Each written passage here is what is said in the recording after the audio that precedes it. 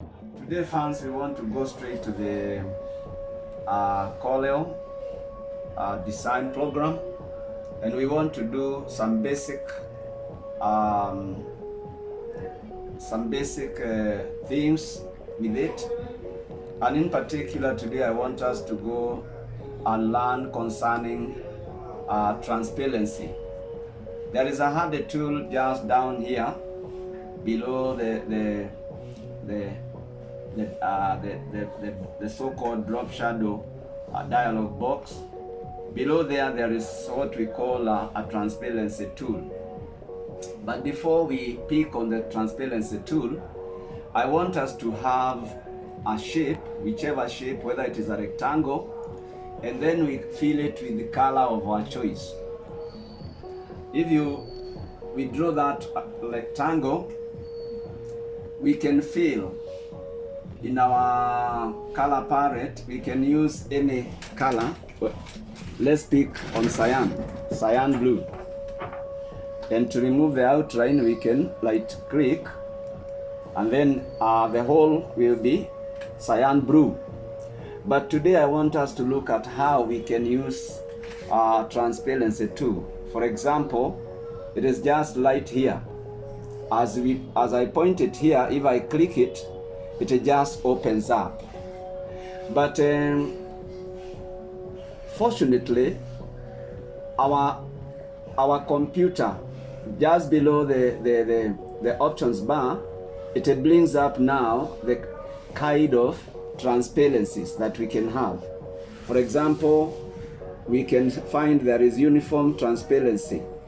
That means if you affect your shape, it will uniformly go or achieve a transparency as you continue. If you point at the first one, that one, there is no transparency. It's just the way it is. Your shape will remain the way it is. But if you choose the next option, you can see and start from any place.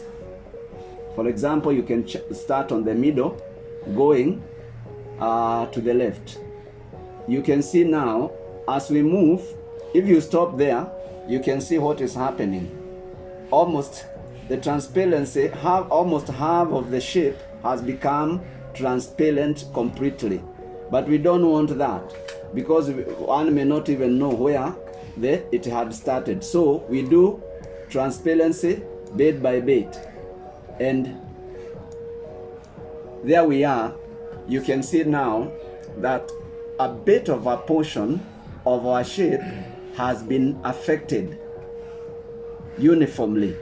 You can see what has happened to the left hand side, to the right hand side.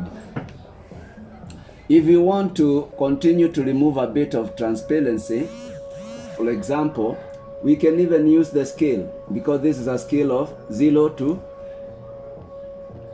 100. You can see what is happening. If you leave it at that, you can see that most of your shape, or rather you have achieved a 48% transparency. If you continue to use to make your diagram or your shape more transparent. And if you go to 87%, it's almost fading away. But suppose you go to 100%, you will see nothing on the page. So transparency, as we do transparency, we must also be careful, and we must also know to what level we want to achieve. So you can see that is almost 100% transparency. Suppose we revert, Control Z, alternate. I have gone too far, but let's use another rectangle. Let's make another rectangle. Let's now fill it also with the cyan, and let us remove the outline by light clicking. Now, if we pick on transparency tool, for example, and we try the next. We have already seen how uniform transparency works. Suppose we go to fountain transparency and we pick that. Just as a fountain works, you can see as we continue to move in, it is heating up. It is heating up our object, and we are achieving what we call fountain transparency. If we go back, again we bring it back. We bring our shape back. But by the end of the day, you can see our portion in the light has somehow a transparent portion more than the left. That is how fountain transparency works. Suppose you remove that by Ctrl Z and maybe alternate so that we go back to where we were.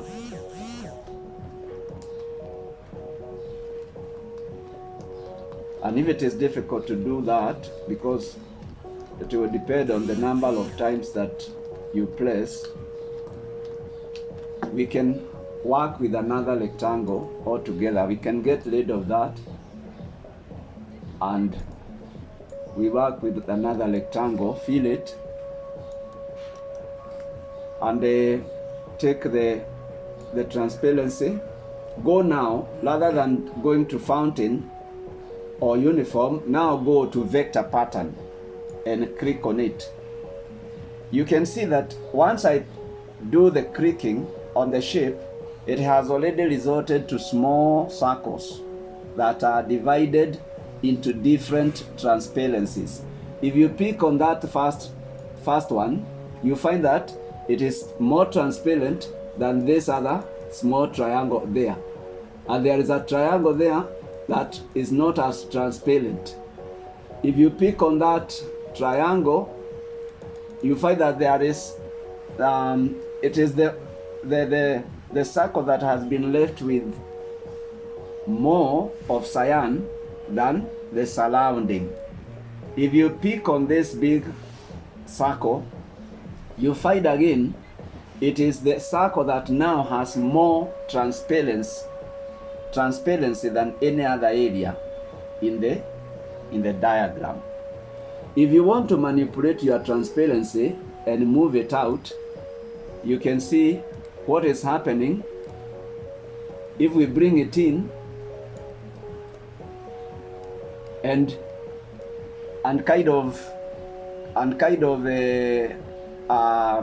pull the cursor one side, you can see that we are now manipulating the shapes inside our object. And we go straight to bitmap pattern transparency. Once we click it over our object, you can see there is a clear transformation, but our quick transformation transforms to something that is like a bitmap. You can see what you have, the level of transparency at this point is different from that point. It's also different from that point. And it has kind of reshaped itself. And we can alter the size of the bitmap rectangles inside by just manipulating this size. But in terms of the intensity, we are not achieving more intense or less intense. All we are achieving is a different shape over our transparency. That is bitmap transparency. Let's get rid of that and go back again. We make another triangle so that we can look at the last option. Let's pick our transparency tool, and then we come to our last two color pattern. But before that, let's fill this with the blue, with the cyan blue, and remove the outline. Let's pick the transparency tool, and then we click the last option, that is 2-color pattern. You can see now what has actually resulted into our shape. Immediately I have clicked upon this object or our rectangle. It has gotten divided into shapes, different shapes that are working according to the corners, the sides, and the pattern. Inside the pattern remains circular, though we can again alter the shape, but we may not now alter the intensity, because what is happening is that if we pick that and bring it down there, you can see our shapes, what has happened to our shape. If we bring, if we do it like that, we can also still alter our shape. If